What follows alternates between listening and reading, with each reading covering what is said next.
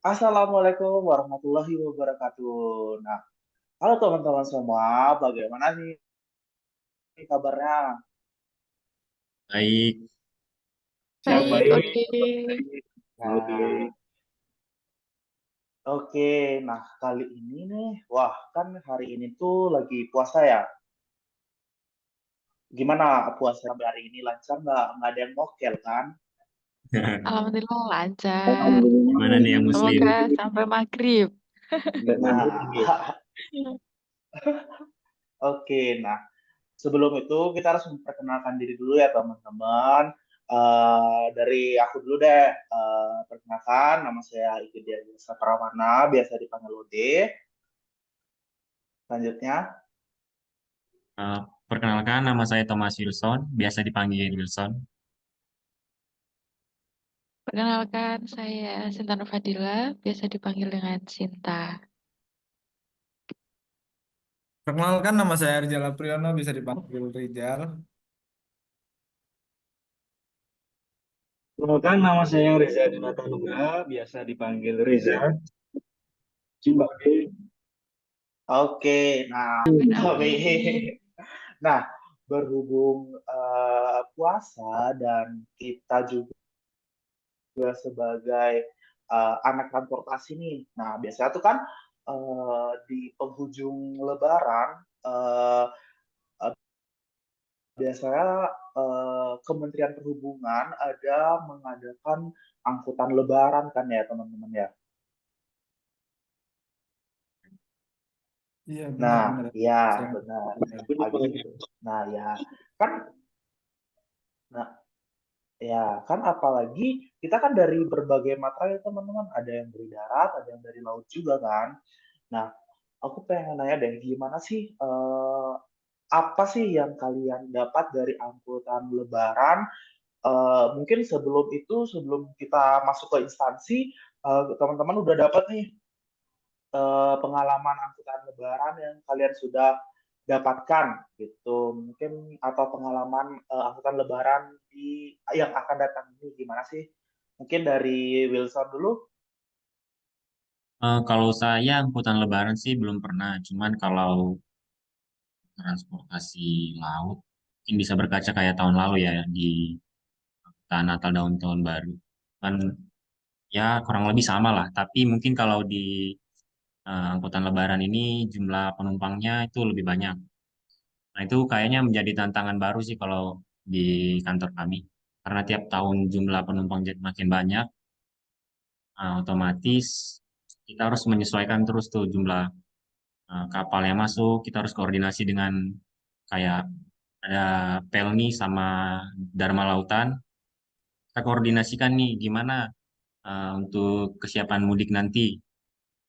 Jumlah kapal berapa yang masuk, terus otomatis kan harus nambah kapasitas penumpang juga. Jadi kita dari KSOP harus koordinasi dengan mereka terkait keselamatan juga. Gimana sih eh, keselamatan di di kapal kalau kita nambah penumpang?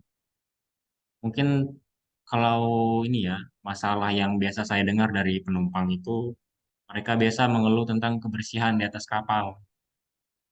Biasanya itu banyak serangga, terus kadang kayak sempit-sempitan harus di atas kapal. Nah, itu gimana ya kalau kita menjadi kalau kita di KSOP itu jadi tantangan sendiri karena kita harus eh, mengangkut banyak orang di satu kapal yang ukurannya nggak terlalu besar. Mungkin gitu sih.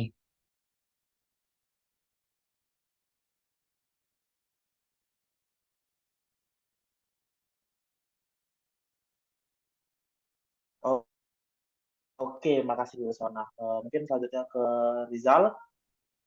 Nah, Rizal ini kan di laut juga kan, mungkin ada perbedaan atau mungkin bakal sama juga ya kayak Thomas. Berbeda halnya dengan yang Thomas alamin. Thomas kan di bagian di KSOP, kantor sebenarnya otoritas pelabuhan. Nah, saya penempatan di distrik navigasi. Tugasnya buat ngawasin alur pelayaran. Beda halnya dengan Thomas. Kalau saya nggak ada yang buat jadwal kapal masuk, kapal keluar, penumpang berapa, angkutannya berapa ton, itu di kantor saya nggak ada yang ngurusin seperti itu. Dan saya lebih fokus ngawasin ke lalu lintas alur pelayaran.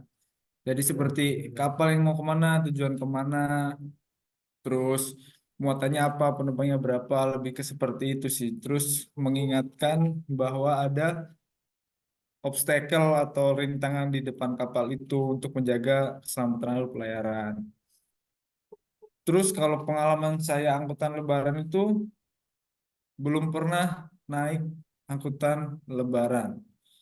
Kenapa? Karena seperti yang rumor-rumor beredar, kayak yang seperti Thomas tadi bilang itu seperti kebersihan di atas kapal itu kurang, beli tiket juga desak-desakan, beli tiket online pun kadang nggak kebeli, atau malah bikin susah anggota keluarga yang kita ajak mudik lebaran, yang harusnya murah tapi mahal. Jadi kita bikin repot sendiri. Mungkin itu sih dari aku.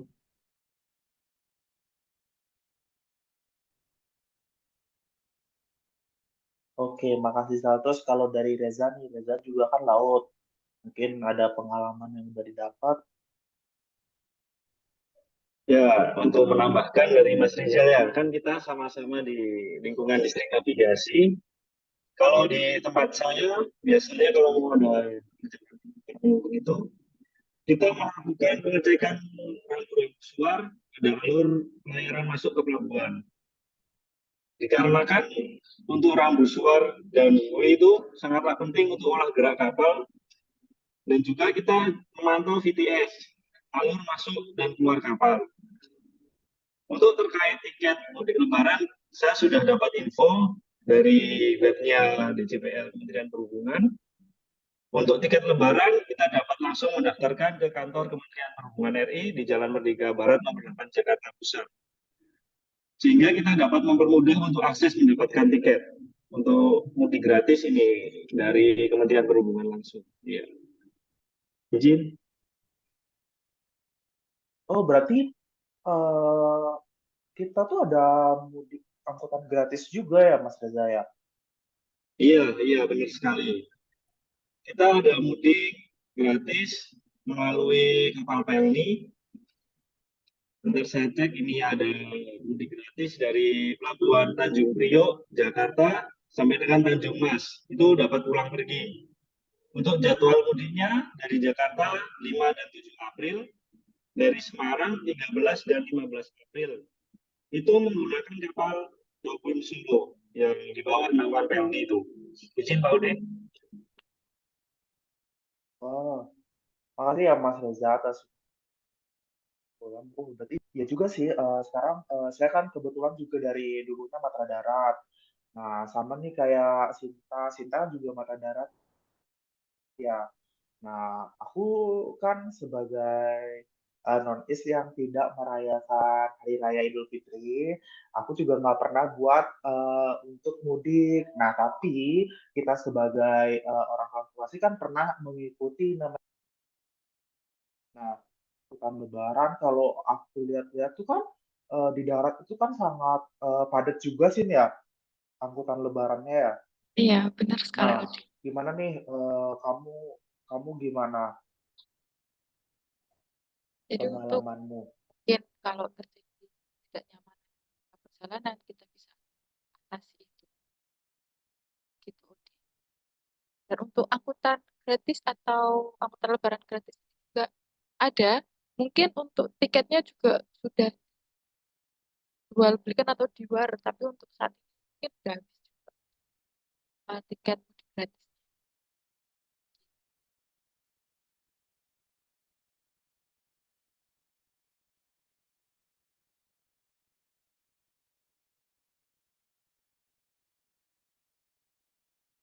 Nah, oke.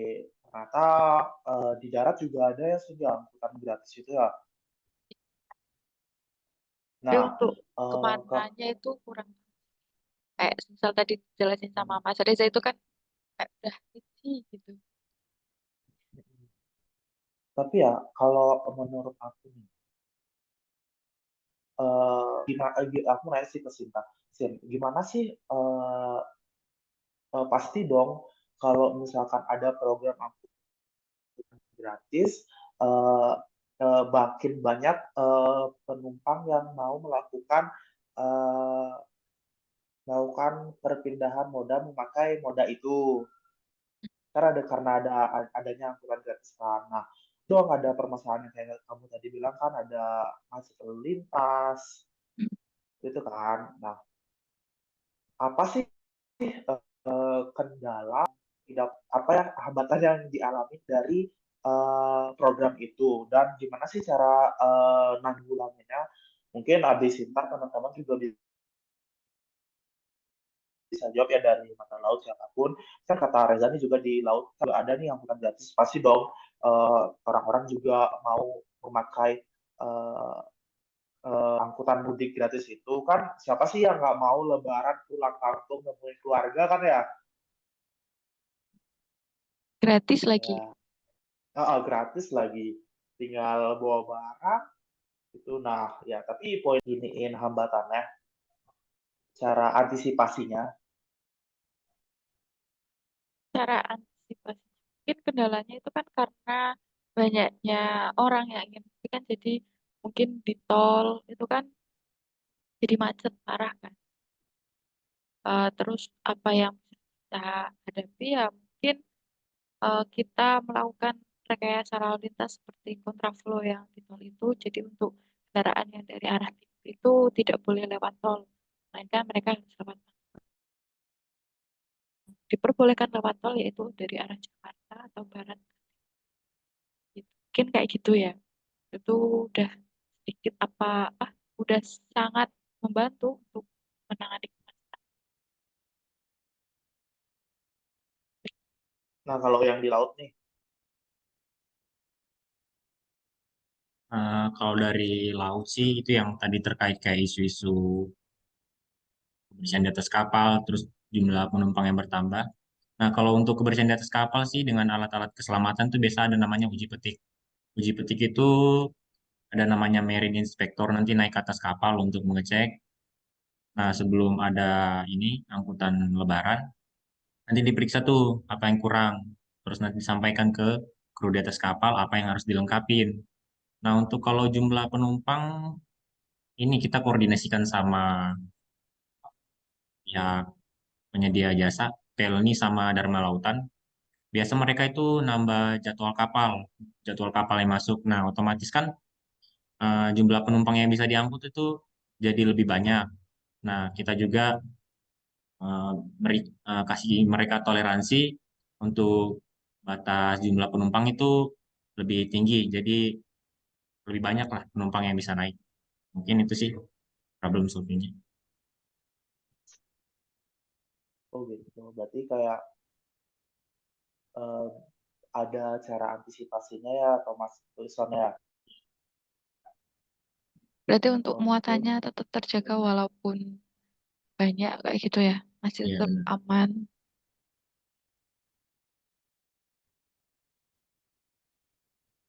oke mungkin udah kita dari bicara pengalaman sudah, bicara cara mengantisipasi hambatan yang terjadi dari angkutan lebaran, mudik gratis juga udah, ternyata dari Kementerian Perhubungan juga melaksanakan adanya mudik gratis di darat dan juga laut ya teman-teman. Ini itu sih.